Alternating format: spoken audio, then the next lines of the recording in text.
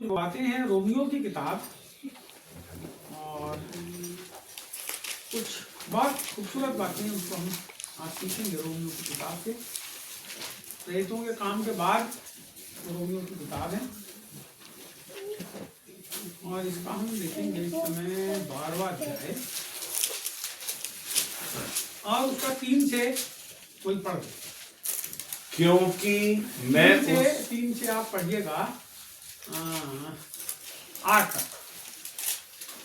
मैं पढ़ूंगा रोमियो की पुस्तक पत्री, उसका 12वां अध्याय 3 पद से लेकर 8वें पद तक। क्योंकि मैं उस अनुग्रह के कारण जो मुझको मिला है तुम में से हर एक से कहता हूं कि जैसा समझना चाहिए उससे बढ़कर कोई भी अपने आप को न समझे, पर जैसा परमेश्वर ने हर एक को विश्वास परिमाण के अनुसार बांट दिया है वैसे ही सुबुद्धि के साथ अपने को समझे। क्योंकि जैसे हमारी एक देह में बहुत से अंग हैं और सब अंगों का एक ही सा काम नहीं, वैसे ही हम जो बहुत हैं मसीह में एक देह होकर आपस में एक दूसरे के अंग हैं। क्योंकि उस अनुग्रह के अनुसार जो हमें दिया गया है हमें भिन्न भिन्न वरदान मिले हैं। तो जिसको भविष्यवाणी का वरदान मिला हो वह विश्वास के परिमाण के अनुसार भविष्यवाणी करे। यदि सेवा करने का दान मिला हो तो सेवा में लगा रहे। यदि कोई सिखाने वाला हो तो सिखाने में लगा रहे। जो उपदेशक हो वह उपदेश देने में लगा रहे। दान देने वाला उदारता से दे। जो अगुवाई करे वह उत्साह से करे। जो दया करे वह हर्ष से करे। यहाँ पे 3 से जब हम देखते हैं बहुत खूबसूरत बातें हैं और ये कलीसिया के जो बंधन है, कलीसिया का बंधन है ना, कलीसिया का बंधन है, समझे? बंधन आपका शरीर है, आपके शरीर में बंधन है कि बगैर बंधन का शरीर है? ये हाथ का जोड़, ये वाला जोड़, ये वाला जोड़, उंगलियों के जोड़, पैर के जोड़, पूरे शरीर में कितने सारे जोड़ हैं, है ना? वो पूरा जो शरीर है वो अपने आप में कैसा है? परिपूर्ण है। अब हम यहाँ से हाथ को काट के अलग रखते हैं, बोले ये वाला, बोले पूरा हो गया क्या? यहाँ से मुंडी काट के अलग निकाल दे। दिमाग बोले मैं सोचता हूँ तो सब कुछ करता हूँ, ऐसा है? आंख देखे और बोले कि मैं सब कुछ मैं नहीं देखूंगी तो कुछ नहीं होगा। नहीं, तो अंधे लोगों का जीवन भी आप देखोगे बगैर आंख के भी चलता है, लेकिन जब आंख आ जाती है तो उसके जीवन रोशनी से भर जाता है। इसका मतलब आंख का अपना एक उपयोग है, हाथ का अपना एक उपयोग है, पैर का अपना उपयोग है। आप देखना जिनके पास जो अंग नहीं होंगे किसी व्यक्ति के पास, उनसे उस दर्द को पूछ के देखो, है ना? अभी आपके पास सब अंग है तो आप अच्छे हो। कोई आदमी जिसको अभी पेट में थोड़ी देर पहले दुख रहा था बहुत, पूरा पैर से लेकर नीचे तक, जब वो पूरा चिरक मारता पूरा शरीर, तब आदमी उठ नहीं सकता। तो जब उठ नहीं सकता तो उससे पूछो उस दर्द को क्या होता है ना? जब कोई आदमी अपनी आंख से कमजोर दिखने लगता है तो उसको ऐसा लगता है कि बाप रे मेरे को क्या होगा, मैं कैसा था अब कैसा दिखने लगा, अरे मेरी आंख में तो पूरा जाला। एक औरत को देखा मैंने, उसकी आंख में पूरा जाला था, पूरा जाला और पूरा गोल जाला था, उसकी आंख के ऊपर जम गया पूरा रेटिना के ऊपर। तो वो औरत देख नहीं सकती थी। उस जाले के अंदर से उसको जितना थोड़ा बहुत दिखता था उसमें वो चलती और फिरती थी। लेकिन जब उस रेटिना के ऊपर के उस जाले को हटाया गया तो कैसी हो गई? देखने लगी। तो सब अंगों का जो काम है वो कैसा है? ये मेरा हाथ टूट गया और टूट के ऐसा लटक गया आधा ऐसा, मैंने उसको ऐसा करके सीधा कर लकड़ी कमची बांध के उसका उसमें लोहे की प्लेट डलवाया तो मेरा हाथ कैसा हो गया? सीधा। अब जब वहां ऐसा था तो वैसे ही रहता था, है ना? उसकी महत्ता मेरे पास से खत्म हो गई थी। मैं जो नोट पकड़ते ना हाथ में ऐसे, नोट ऐसा अंगूठा चलता है जो, वो चला ही नहीं पाते थे अंगूठा। ये उंगली हिलती जरूर थी लेकिन दर्द करता था जब हिलता था। तो जब आपके पास कोई चीज नहीं रहती तब आप उसको समझ पाते हो उस अंग के। जब आपकी जेब में पैसा नहीं रहता और आपको कोई बहुत बड़ा काम करना रहता है तब आपको पैसे का महत्व समझ में आता है। जब आपके पास पैसे रहते हैं तो भल भल खर्चा करते हैं और जब खत्म हो जाता है तो कैसी हालत हो जाती है? समझना बात, हालत ऐसी हो जाती है, मांगे तो ठीक और ना मांगे तो कैसी हो गई हालत? यहाँ जी। समझ रहे हैं बात? इधर मेरी तरफ ध्यान दीजिए। आने जाने वाले जिंदगी में आते जाते रहते हैं, ध्यान प्रभु की तरफ लगाओ। ए भाई तू कू कू कू कू मत कर, बिल्कुल बगैर आवाज करे बैठ। समझ रहे बात? एक आदमी के पास जब किसी चीज की कमी हो जाती है तो उसकी हालत आप देख सकते हो कैसी हो जाती है। ये अंकल बोलते हैं मेरे को अपने जैसे बना दो। क्यों बोलते? क्योंकि वो अपनी जवानी में भरपूर मजा अपनी जिंदगी का लिए, और अब क्या हो गया, या पैर में ऑपरेशन हो गया, अब पैर से चलते नहीं बन रहा है, तो बोल रहा है मेरा पैर पूरा सुधर जाए, मैं फिर से मोटरसाइकिल चलाऊं। और मेरे को क्या किए मालूम है, एक मोटरसाइकिल अपनी बेचे और बोलते हैं अब मैं क्या करूंगा, अब इलेक्ट्रिक वाली लाऊंगा और उसमें बैठ के चलाऊंगा, मस्त घूमूंगा बोलते हैं। सुनो मेरी बात, आदमी के पास जब किसी चीज की कमी हो जाती है तो वो क्या सोचता है कि अब मैं वैसा ही कब बनूंगा। समझ रहे बात मेरी? आपके पास यदि किसी चीज की कमी हो जाए तो आप सोचते हो मैं कैसा बनूं। अब हम आ जाते हैं आत्मिक रीति से प्रभु के वचन के ऊपर, और वो क्या बताता है, यहाँ बताता है क्योंकि मैं उस अनुग्रह के कारण जो मुझको मिला है। किसके कारण? अनुग्रह के कारण। अब जिसको अनुग्रह मिला है वही बताता है, जिसको नहीं मिला बताएगा क्या? नहीं। ये अनुग्रह प्रभु की ओर से मिलता है, उसकी दया। अनुग्रह में और दया में क्या फर्क है? दया किसी की स्थिति को देख के, दया कब हम दया करते हैं किसी के ऊपर, अरे रे बेचारे के पास खाने नहीं है दे दो।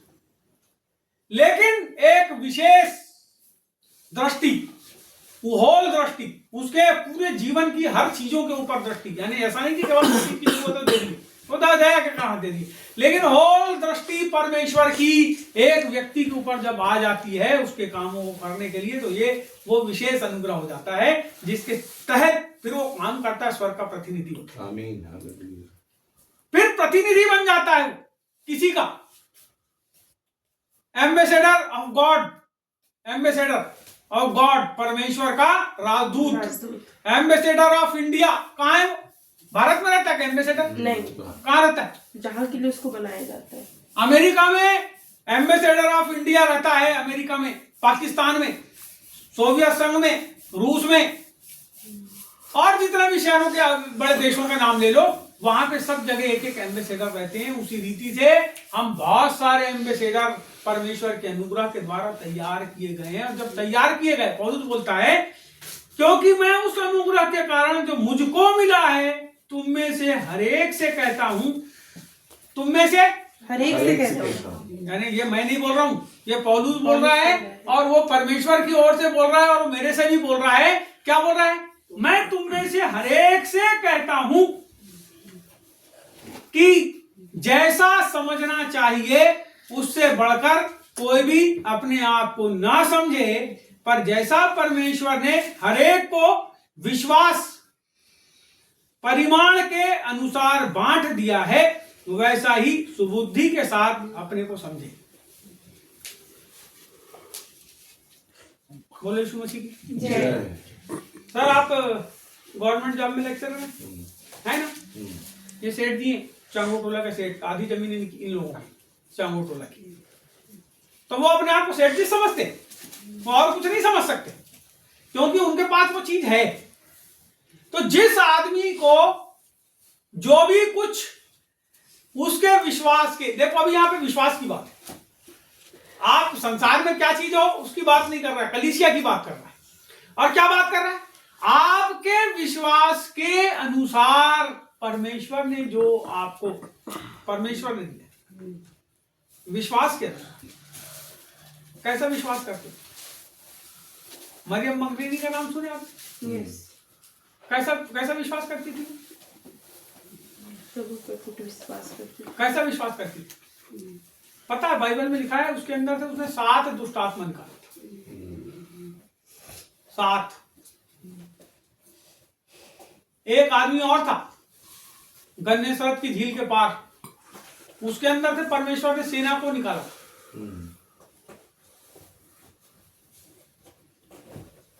कैसा विश्वास करते? आपका विश्वास कैसा है? आपको पता है जब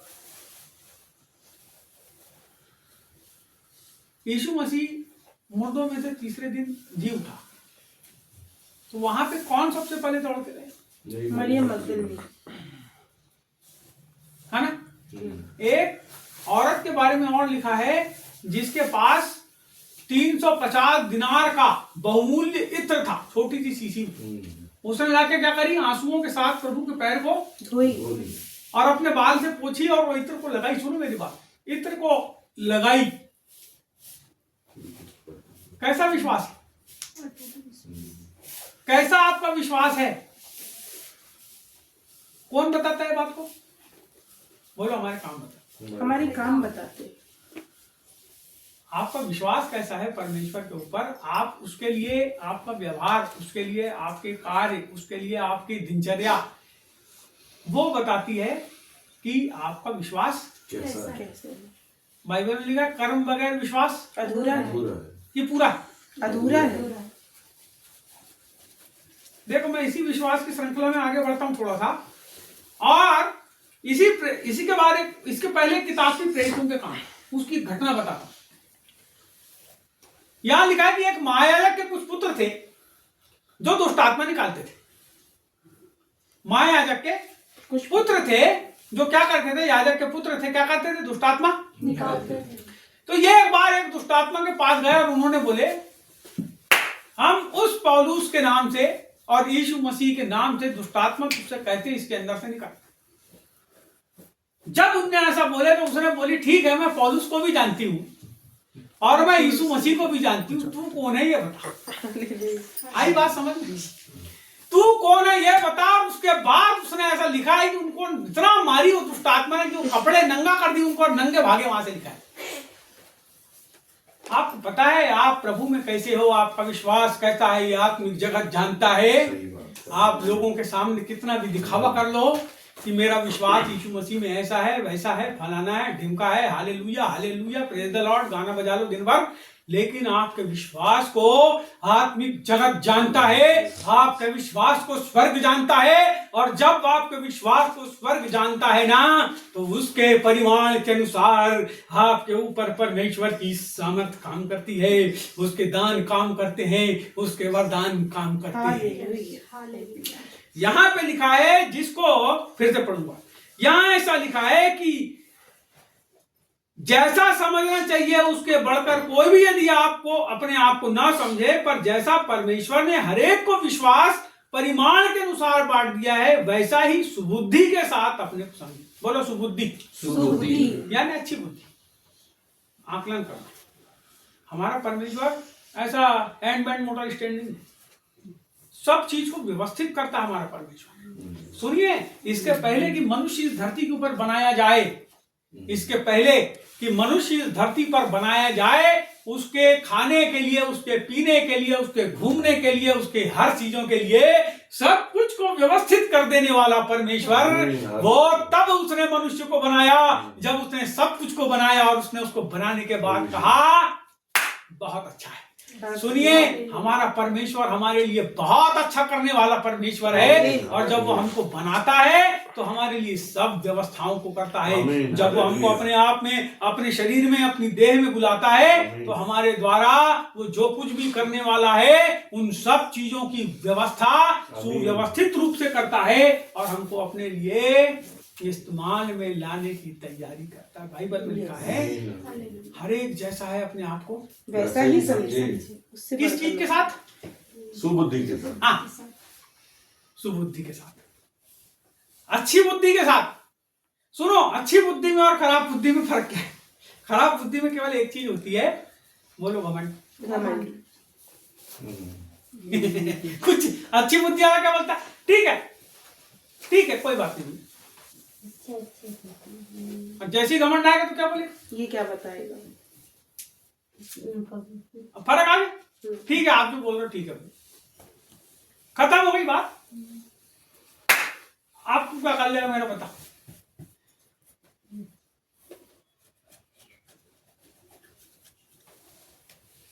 एसपी ने उस दिन यहाँ पे चौबट्टे में एक आदमी को पकड़ा देता, उसके पास कागज नहीं थे, कुछ भी नहीं था। वो एसपी से लड़ाई झगड़ा कर रहा है, उसने बोला ठीक है जी, बोले हो गया, बोले अब एसपी बोल सकता है 4 पुलिस वाले को इसको ले जाओ, बोले मेरे से लड़ाई कर रहा है, इसको बंद कर दो। उसके पास अथॉरिटी है, उसके बाद अथॉरिटी है, कोई आदमी उससे बहस करे, लड़ाई करे, उसको उठा के बंद करने की अथॉरिटी है। उसने बोला कोई बात नहीं, इसको जान दो बोले। उसने अपने कैमरे की तरफ मुख किया, अपनी बात को रखा। उसने समझ रहे बात में कैसे पद पे सरकार के द्वारा उच्च पद पर है वो। प्रशासनिक सेवाओं में इस बालाघाट शहर का सेनापति है। कलेक्टर जो है वो सारी प्रशासनिक जितने भी कार्यालय हैं उनका अधिपति है, और एसपी जो है जितनी भी सुरक्षात्मक कार्यवाहियां हैं उसका अधिपति है। तो वो अपने पद का उपयोग भी कर सकता है और दुरुपयोग भी कर सकता है। जब दुरुपयोग होता है तो कैसा होता है, लोगों के लिए फिर बुराई उत्पन्न, और जब उसका सदुपयोग होता है तो क्या होता है, लोगों की भलाइयाँ होती है, बहुत से लोगों की भलाइयाँ भलाई होती। हेलमेट खरीद के लाए लोगों ने तो क्या किया, उसने मालूम है, एक एक दर्जन केला खरीद के अपने खीसे से पैसे निकाल के दिया उसने केले वाले को, और केला खरीद के बांटा। हेलमेट लाए वाले बधाई तुमको, तुमने अपनी जिंदगी बचाई, केला खाओ मेरी तरफ से। आपका व्यवहार, आपका स्वभाव ये बताता है कि आप परमेश्वर में किस स्तर तक बढ़ गए, स्तर तक बढ़ गए। यहां पे विश्वास के परिमाण के अनुसार जो परमेश्वर ने हमारे को जो भी चीज दिया है, जो भी वरदान दिया है, जो भी दान दिया है, जो भी कुछ दिया है, हम उसको समझें। कई बार क्या होता है, हमको बहुत सारे दान वरदान मिलते हैं लेकिन हम उसको समझते भी नहीं और यूज भी नहीं करते। एक बार मैंने बताया था ना आपको कि एक आदमी अपने पॉकेट में 100 रुपए रख के भूल गया।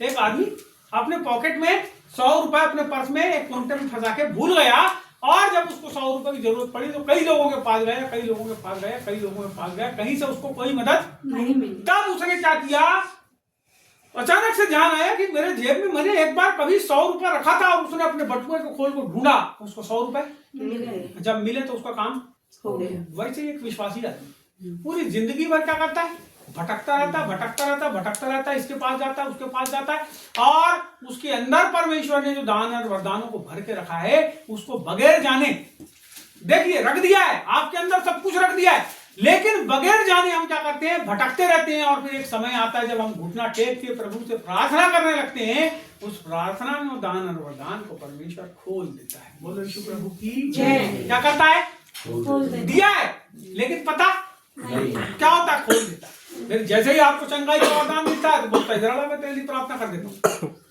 तो क्या होता है, सामने वाला बोले यीशु प्रभु जय। आगे पढ़ेंगे, बहुत सुंदर आगे लिखा, क्योंकि जैसे हमारी एक देह में बहुत से अंग हैं और सब अंगों का एक ही सा काम नहीं है, सब अंगों के एक से काम नहीं। ये बाल कोई काम के, जब बाल आपके उखड़ जाएंगे, मेरे समान कम हो जाएंगे, तब आपको समझ में आएगा कि ठंडी में सिर में कैसी ठंडी लगती है। तब आप क्या करोगे, ये देखो बांधो, मैंने इसको सिर में लपेट के बैठ गया था थोड़ी देर पहले। जिसको आप फालतू समझते हो और नहीं कहा जा जाके काटते हो पैसा दे देके, उसका भी एक महत्व है। ये अंकल तो पूरा बांध क्या करते, सवेरे से झूला झूल रहे थे जमजम, समझ रहे बात। हर चीज का जिसको आप अपने शरीर में बेकार समझते हो उसका भी बहुत काम। एक मोटा लड़का था, उसकी तबीयत बहुत जोर से खराब हुई, वो कुछ खा पी नहीं सकता था। आपको पता है उसके शरीर में जो चर्बी थी, वो चर्बी भी एक दिन काम आई जब वो बीमार हुआ। उसकी चर्बी ने उसको जो है मरने से रोकी, उसके शरीर को खराब होने से बचाई, उसको एनर्जी प्रदान करी उस बीमारी में। तो कई बार हम जिसको फालतू समझते हैं, परमेश्वर उस फालतू चीज से भी हमारा बचाव। यहाँ पे लिखा है, देखो कितना सुंदर है यहाँ, क्योंकि जैसे हमारी एक देह में बहुत से अंग है और सब अंगों का एक ही सा काम नहीं, वैसे ही हम जो बहुत हैं मसीह में एक देह होकर आपस में एक दूसरे के अंग। बोलो आप मेरे अंगो, आप मेरे अंगो, आप मेरे अंगो, मैं आपका अंग, मैं आपका अंग, मैं आपका अंग हूँ, मैं आपका अंग हूँ, मैं आपका अंग हूँ, मैं आपका अंग हूँ। आप यदि इस बात को समझते हो तो आप समझ जाओगे, ये जो कलीसिया है ये एक देह। आमीन। हम सब कैसे हैं, एक दूसरे के अंग। हम जरूर अपने अपने घरों में रहते, अपना अपना कमाते हैं, अपना अपना खाते, लेकिन यदि आज मेरे को जरूरत है और आपने मेरी मदद नहीं करी तो आप कैसे एक देह हो और एक अंग। सही बात है। आपको पता है जब आंख में कचरा जाता है ना, तो ये हाथ बहुत कोशिश करता है उसको निकालने की, तो दिमाग बार बार संकेत देता निकालो उसको, बाहर निकालो, बाहर निकालो, आंख पानी छोड़ना चालू कर देती है। बहुत समस्याओं से ग्रसित हो जाता है आदमी, और वो कचरा जब तक नहीं निकलता तब तक संघर्ष, पूरा शरीर परेशान हो जाता है। कितनी जगह कलीसियाओं के ऊपर आज सताव हो रहे हैं, हमारे पास प्रार्थना करने के लिए कलीसियाओं के लिए समय नहीं, और हम बोलते हैं हम कलीसिया हैं, हम बोलते हैं हम कलीसिया।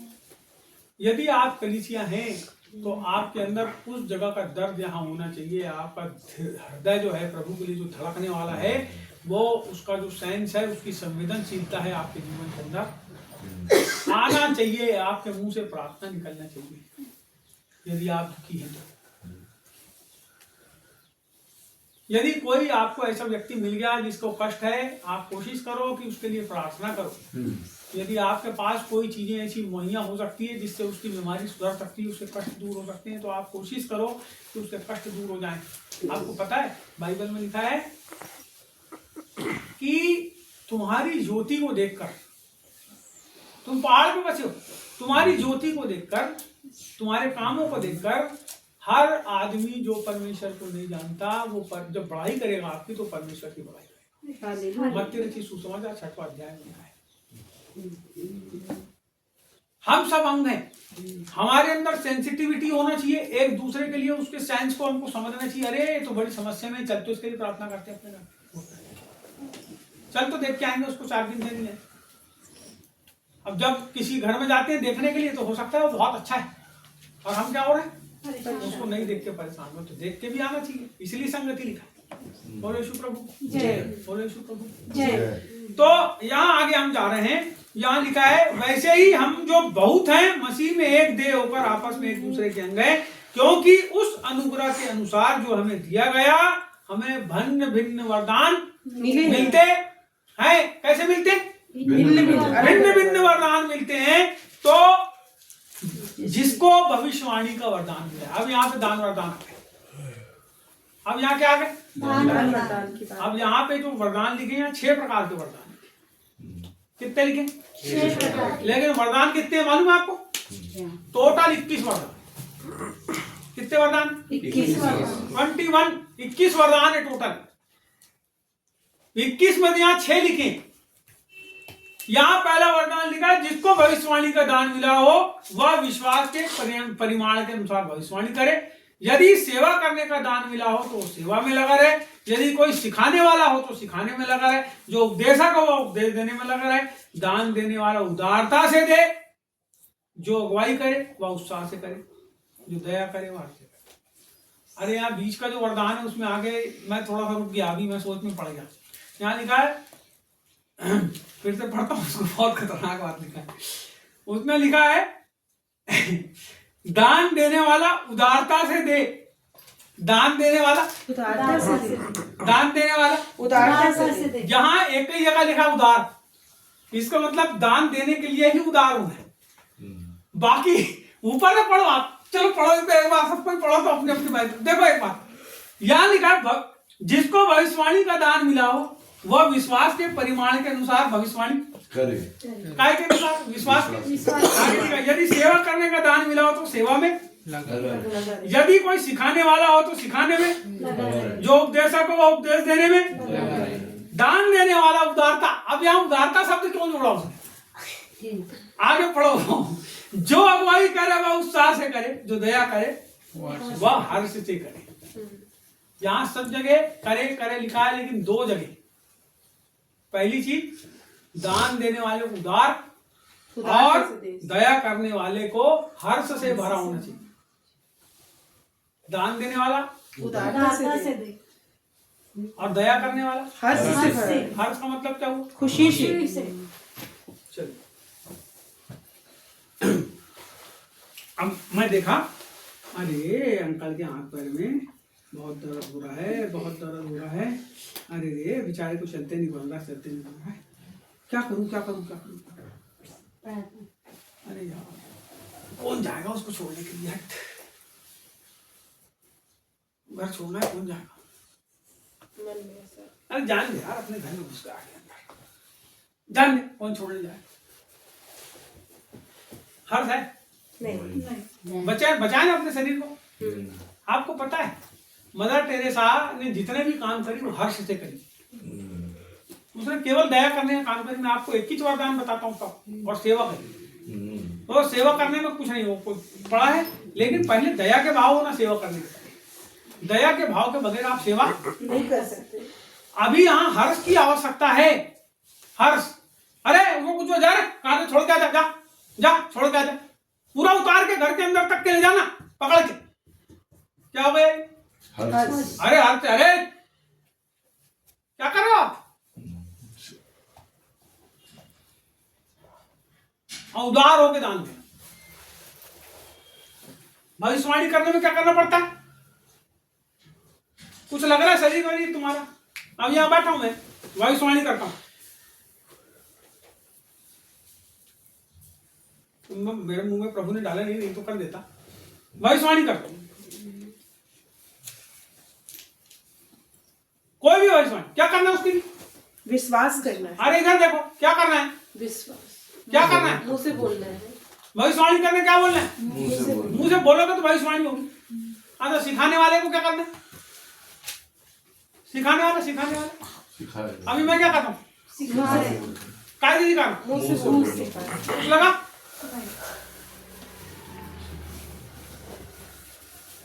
दया करने के लिए, दान देने के लिए किसी में पैसा होना, दया करने के लिए संसाधन होना। यहां प्रभु बिल्कुल ऐसा नहीं बताता कि कोई आदमी तुम्हारे घर में भूखा है। देखो बहुत अच्छा लिखा याकूब ने, बहुत सुंदर बात लिखा है याकूब ने, और लिखा है यदि कोई तेरे घर में भूखा आए, ठंड से ठिठुरता हुआ आए, और तू उसको यह बोल दे भैया प्रभु आपको बहुत अच्छा रखे, भैया अच्छा बढ़िया खाओ पियो आराम से रहो, हाँ कुशलता से बढ़िया अपने घर में जाओ, और उसको कुछ मत दो तुम। कैसा व्यवहार है? दया का भाव है? आपको पता है आप ऐसा करके अहिंसा करते हो अहिंसा? नहीं, आप ऐसा करके हिंसा करते हो। अरे हमने तो उसको कुछ नहीं बोले, हमने केवल इतना बोले अपने घर में अच्छे से खाओ। उसके पास है क्या खाने के लिए? नहीं है। तो तुमने क्या किया? हिंसा की, उसको ऐसा बोल के उसके मन को दुखाया।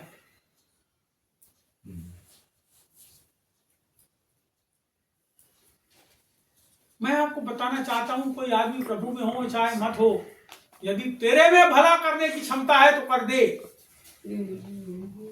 तेरे में क्या है? भला करने की क्षमता है। यदि प्रभु ने दिया है तो करो ना। सब छोड़ के मरने वाले हो, जितनी चीज तुम्हारे पास है, करोड़ों अरबों खरबों रुपए, जो भी कुछ हमारे पास है, जो भी संपत्ति है, हम सब छोड़ के मरेंगे। यदि प्रभु आ जाएगा तो यहीं छोड़ के मुड़ जाएंगे। उसके बाद एक आग होगी जो ये पूरी धरती को जला के रिस्टोर करेगी, नया बनाएगी। किसके लिए बटोरना है? अरे कहां ले जाओगे तुम?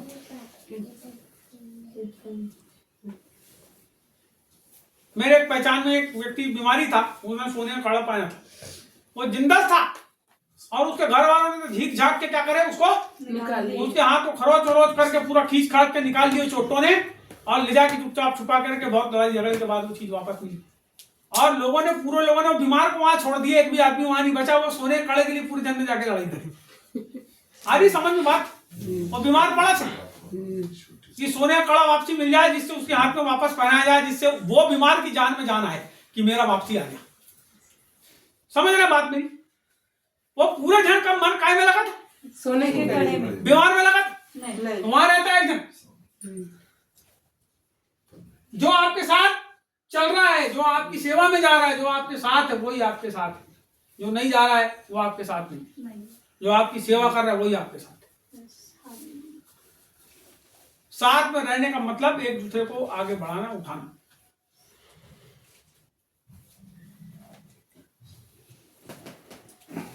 आप कौन हो? देव हो ना?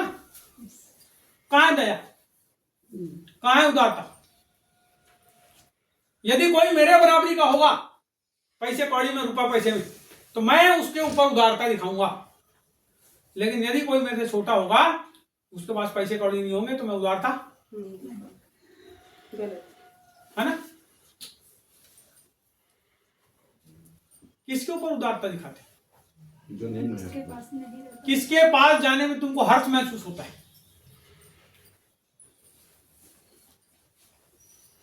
उदारता और हर्ष ये प्रभु की ओर से आते हैं और ये पवित्र आत्मा की ओर से बहुत जोरदार उसका वरदान है जो लोगों को प्रभु की ओर खींचते हैं। उदारता और हर्ष। आपको पता है अगुआ कैसा रहना चाहिए? गीत गाने वाला कैसा रहना चाहिए? बोलो हर्ष से भरा हुआ, हर्ष से भरा हुआ। है ना? अगुआ जो है ना उदारता से भरा हुआ रहना चाहिए। अगुवाई करने वाला हर्ष से भरा हुआ रहना चाहिए। उधर से आया कोई तुम्हारे ऊपर हमला करने तो जो तुम्हारा लीडर बना है वो सबसे पहले गायब हो गया। इसका मतलब है हर्ष उसके अंदर। अरे उसको बोले चलो पूरे दिन चलो उसके पास जाएंगे, सबसे पहले कौन गायब हुआ? वही लीडर था। बहुत साल पहले मेरे ऊपर हमला करे 50 आदमी ने, 50-60 लोगों ने तलवार, चाकू, डंडा, रॉड सब लेके हमला करे मेरे ऊपर। तो जैसे ही उन लोगों ने मेरे ऊपर हमला किया, मेरे साथ जितने 7, 8, 9, 10 लोग थे पूरे भाग गए, तुरंत भागे, पूरे गायब हो गए वहां से। मैं केवल अकेला था। अब मेरे को उन्होंने चाकू से मारे, रॉड से मारे, फलाने से मारे, काई मारा उन्हें मारे पीटा चले। वही पूरे लोग आज बजरंग दल और आरएसएस और दूसरी शाखाओं में भूल गए। आपको पता है जो प्रभु यीशु मसीह के द्वारा चुना हुआ व्यक्ति रहेगा उसके पीछे शुरू से शैतान की दुष्ट शक्तियां लगी रहेगी कि कैसे ना कैसे करके उसको क्या करे, नाश करे। मैं आपको बहुत सी बात बताता हूं, आपको नहीं पता, मैं आपको बताता हूं। आप यदि परमेश्वर में हो, यह गवाही केवल इसलिए बताया कि एक आदमी जब हर्ष से भरा हुआ रहता है, उसके साथी हर्ष से भरे हुए रहते हैं, एक के कारण बाकी हर्ष से भरे हुए रहते हैं। लेकिन जब एक आदमी हर्ष में नहीं भरा है तो बाकी लोग कैसे हो जाएंगे? वो भी नहीं भर सकते। बाइबल में घटना है तो उसको समझिए और आपको समझना ही पड़ेगा। उस घटना के बगैर आपको जय नहीं मिलने वाली। आप परमेश्वर के कामों को बिल्कुल नहीं कर सकते। यरीहो की एक दीवार के बारे में वर्णन है, मैं आपको बताना चाहता हूँ। परमेश्वर ने बोला कि क्या कर, तू और ये पूरी जो तेरा वाचा का संदूक है, ये सब कुछ को लेकर क्या करना, उसके आसपास 6 दिन। 6 दिन क्या किया उन्होंने? क्या किए? 7वें दिन क्या करना बोलता है? जय जयकार करना परमेश्वर की। 7वें दिन जय जयकार करना परमेश्वर की। अब मैं आपको बताता हूँ, वो यरीहो का कोई ऐसा छोटा मोटा शहर नहीं था। ये बालाघाट का पूरा फेरा अगर आप लगाओगे मोटरसाइकिल से या कार से, पूरे बालाघाट शहर को यदि आप घूमोगे ऐसा गोल, पूरा 1 घंटा लगेगा। और पैदल यदि आप घूमोगे तो पूरा दिन लग जाएगा, सवेरे से लेकर रात तक। इतना बड़ा हो गया बालाघाट। तो ऐसा ही कोई वो शहर था यरीहो, जिसकी दीवार जो थी इतनी मोटी थी कि उसके ऊपर 2 रथ एक साथ दौड़ सकते थे। उन लोगों ने अपने आप को उस नगर के अंदर बंद कर दिए, फटक बंद कर दिए, सब कुछ बंद कर दिए, सुरक्षा में आ गए। और ये परमेश्वर के जो लोग हैं वो उस जगह के ऊपर पहुंचे और बोले कैसा करें प्रभु, कैसा करो। खुद बोले मैं उपाय बताता हूं। जब वो सुनो, ना खाए ना पिए ना नाश्ता किया, आप नाश्ता करके भी घूमोगे, यदि 7 चक्कर मारोगे किसी जगह के, किसी नगर के, और जब रुकोगे आखिरी में और बोलेंगे जय जयकार, चिल्लाओ, कितनी जम के चिल्लाओगे? नहीं चिल्ला सकते, पूरे लाठी होकर बैठ गए। तुम कभी पहाड़ पे चढ़ेगा? कोई यहाँ ट्रेकिंग किया किसी ने पहाड़ के ऊपर चढ़ने के बाद आप वहां ऊपर चढ़ के मैं बोलूंगा बहुत जोर के चिल्ला, तू बोलेगा हट, मैं नहीं चिल्ला, तो चुपचाप रह, थक जाते हैं। हट, बोले फालतू चिल्लाने बोल रहा, मैं बैठने दे भी, सुस्तान में पानी पीऊंगा भी आधे घंटे। सुनो, ये पूरे घूमे घूमे घूमे घूमे घूमे घूमे घूमे आखिर में खड़े हो गए और उसने बोला था जय जयकार करना, और अब पूरे लोगों ने इतनी जोर से जय जयकार करे। अब जोर के करे कि धीरे करे, लेकिन जय जयकार बोले तो होंगे कुछ ना कुछ पूरे लोगों ने एक साथ। और जब बोले तो मैं आपको बताऊं कैसे थे, हर्ष से भर के बोले। और बाइबल में लिखा है वो दीवार टूट गई।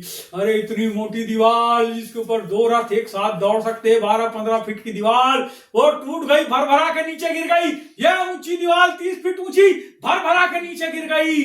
और ये लोगों ने ये जो लाडी लोग थे, ये लाडी लोगों ने उस नगर के ऊपर कब्जा कर लिए। सुनो, जय परमेश्वर की ओर से आती है, लेकिन परमेश्वर के लिए हर्ष से भरे रहो, उसकी बात को मानने के लिए हर्ष से भरे रहो, उसके दान वरदानों को उपयोग करने के लिए हर्ष की जरूरत पड़ेगी। बीमार और निढाल लोग कभी दूसरे के लिए प्रार्थना नहीं करते, थके और हारे लोग एक जगह बैठ जाते हैं, लेकिन वो लोग जो परमेश्वर के विश्वास से, आत्मविश्वास से, उसके दान और वरदानों से भरे रहते हैं, वो निरंतर जय को पाते हैं, क्योंकि जय देने वाला परमेश्वर है। मैं आपसे बताना चाहता हूं, आपकी बीमारी से थोड़ी देर पहले मेरी मिसेस खटिया पे थी, उसको परमेश्वर ने खड़ा किया। मैं आपको बताना चाहता हूं, मैं खटिया के ऊपर था, मेरे को परमेश्वर ने खड़ा किया। मैं आपको बताना चाहता हूं, हमारे जीवन में कई ऐसी समस्याएं आई जिससे परमेश्वर ने हमको निकाल लिया। मैं आपको बताना चाहता, बीमारियों से, आर्थिक रीति से जब हम समस्या में पड़ते हैं, मैं आपको गवाही बताता हूं इस समय आगे बढ़ने के पहले। मेरी मिसेस के जीवन में एक बड़ा छुटकारा आया, बहुत बड़े कर्जे से परमेश्वर ने छुड़ाया। उसके जस्ट बाद हमारी कलीसिया में एक लड़की और है, बहुत कर्जे में थी, बहुत कर्जे में थी, और प्रार्थना हम लगातार कर रहे हैं बुधवार के दिन। बहुत सारा कर्जा था, वो बहुत परेशान थी। उस लड़की के जीवन के अंदर परमेश्वर ने काम किया, उसके कर्जे, वो बोलती रात को मेरे को नींद नहीं आती थी, वो बहुत समस्या में थी। परमेश्वर ने उसकी जो बड़ा अमाउंट था उसके जीवन से वो पूरा कर्जा चुकवाया, और कहती मीठी नींद आती है, मैं प्रभु की आराधना आनंद के साथ कर सकती हूँ। मैं आप सबको बताना चाहता हूँ, यदि आप परमेश्वर के पास हैं तो इसीलिए हैं कि आपको जय मिले, आपकी बीमारी से जय मिले, आपके कर्जों से छुटकारा मिले, आर्थिक रीति से आगे बढ़ो, आपकी जो मानसिक रीति से स्थिति गड़बड़ है उससे आप निकल जाओ, आप लड़ाई से निकलो, आप झगड़ों से निकलो, आप हर बातों से निकलो। मैं आपको बताना चाहता हूँ, परमेश्वर ने आपको जय देने के लिए बुलाया है। बाइबल कहती है उसने हर्ष के तेल से मेरा अभिषेक किया है। मैं आपसे बताना चाहता हूँ, उसका अभिषेक हर्ष को हमारे जीवन के अंदर लेकर आता है, छुटकारे को लाता है। जब आप परमेश्वर के कामों को करना चालू करेंगे, हर्ष के साथ और उदारता के साथ करना चालू करें, परमेश्वर आपको अद्भुत रीति से आगे बढ़ाएगा। राजा, हम तेरा धन्यवाद करते हैं, हम तेरा धन्यवाद करते हैं। हम परमेश्वर प्रभु तेरे नाम की स्तुति करते हैं, हम प्रभु आपको धन्यवाद करते हैं।